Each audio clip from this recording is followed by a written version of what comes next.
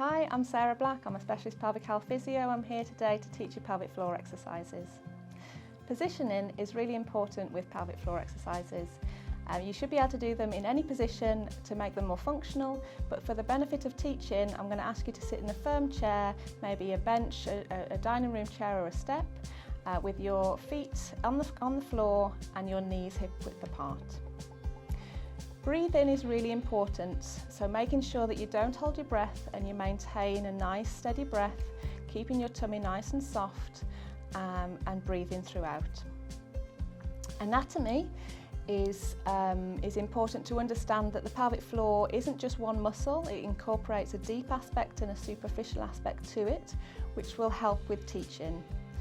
The anatomy of the pelvic floor, it's the floor of the pelvis, as you can see on the model here, and where the pelvis is and the spine coming up, it fills the floor. It comes from the tailbone at the back all the way to the front to the pubic bone and as wide as your sit bones. With teaching pelvic floor exercises, it's important to try and visualise what it is you're doing because we can't actually see where that pelvic floor is, so visualisation is key. Imagine, with you sitting down now, that you've got a marble around the back passage. With that marble, I want you to think about drawing it up through the anal passage in the direction of the belly button, so you're coming upwards and forwards direction.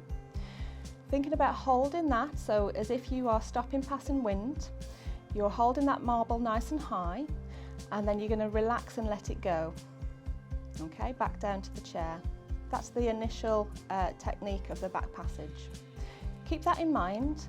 We're going to come to the front passage, so the tube that you wee through, you've got a muscle either side, and these muscles need to draw together like a set of lift doors. Okay, so right and left, and they meet in the middle. When you are drawing these muscles together, I want you to think about as if you're stopping passing urine.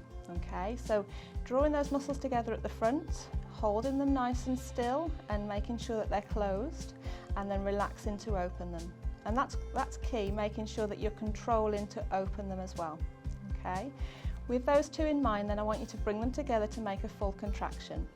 So if we are now lifting through that back passage, bringing that marble up towards the belly button, holding it nice and high, and squeezing the front passage to close those doors at the front, making sure that you are breathing whilst you're holding. Now you've completed a full contraction. I want you then to gently let go, open those lift doors and take that marble back down towards the chair. And then you've completed that relaxation. Ideally, the recommendation is that you are achieving these exercises in a set of 8 to 10, so repetition 8 to 10 times and holding for an aim of 8 to 10 seconds. Along with these slow holds, so when we're holding them and keeping them there, that's a slow hold, and then relaxing them back down. We want to as well teach you to do some quick contractions. And with these quick contractions, you're going to contract and let go, contract and let go, in the same technique as we've just been explaining. And some people may want to visualise this as a zip.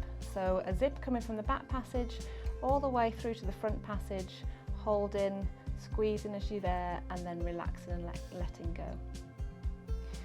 Doing these exercises 3 times a day is important initially to get over that initial weakness of the muscle.